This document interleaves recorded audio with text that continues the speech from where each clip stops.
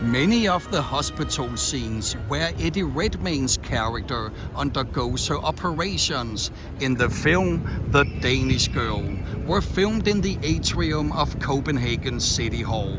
And the square in front is a popular venue for all kinds of events, demonstrations and celebrations, like when Denmark in '92 became European champions in soccer. And here we have the National Football Arena, Parken Stadium. There's a match later tonight, so it's not hard to imagine the roar from 38,000 fans as they are singing, "We are red, we are white, we are Danish dynamite." We are red, we are white, we are Danish dynamite. We are red, we are white, we are Danish dynamite. We are red, we are white, we are Danish dynamite.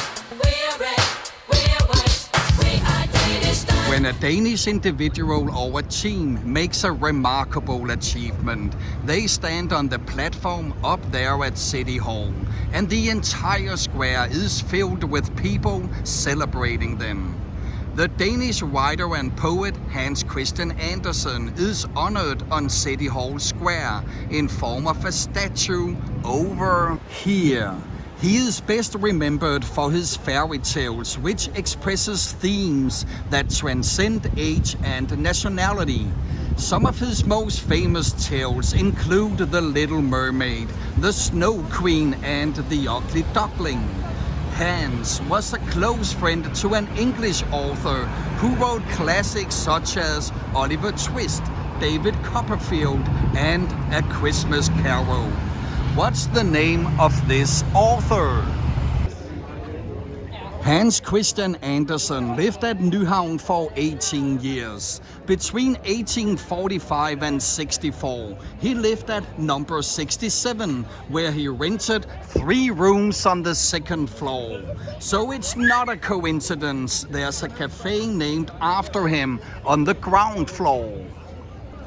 From 1871 to 75, he lived just across the canal in number 18. So again, it's not a coincidence there's a Hans Christian Andersen themed souvenir shop here.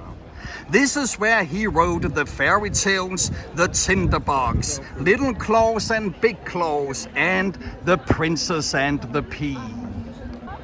In 2005, we got the musical comedy Once Upon a Mattress, which is based on The Princess and the Pea.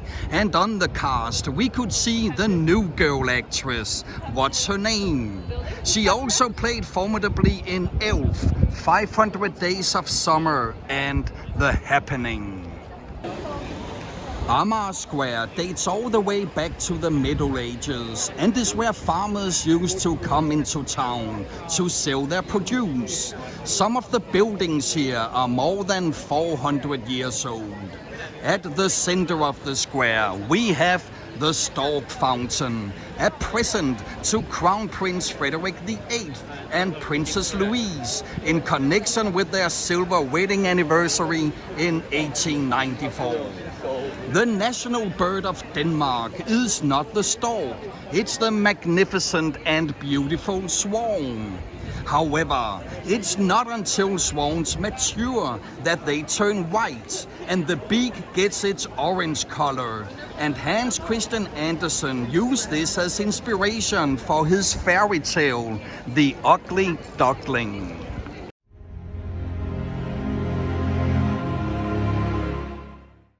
In the 1930s, Walt Disney produced 2 adaptations of The Ugly Duckling as part of his Silly Symphonies animated series. Silly Symphonies brought along many imitators, such as MGM's Happy Harmonies and Universal's Swing Symphony. But the most famous of them all were the 2 cartoon series by Warner Brothers. What were these 2 cartoon series called? In many of them, you could hear the voice of Mel Blanc, the man of 1,000 voices.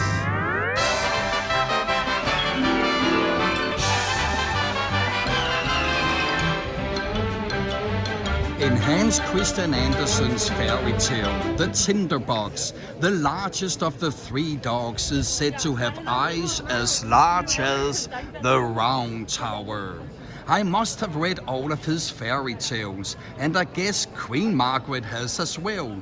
At least she designed the sets and costumes for the ballet, The Tinderbox, which could be seen in 2007 in the Pantomime Theatre in the Tivoli Gardens.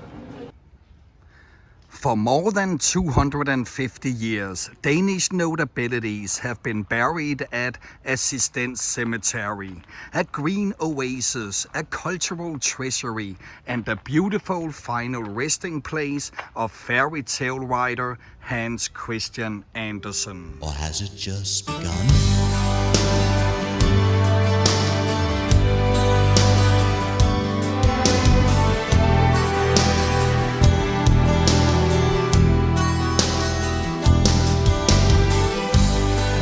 There's a place I like to hide, a doorway that I run through in the night.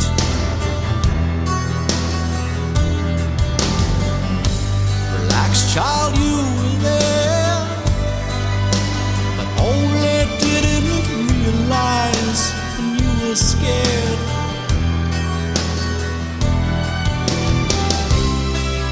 It's a place where you will learn to face your fears, trace the years, and ride the winds of your mind. Solvang in California, Kimballton in Iowa, Calgary in Canada, Madrid in Spain, Seoul in South Korea. Many places have replicas of the national icon of Denmark, but there is only one original.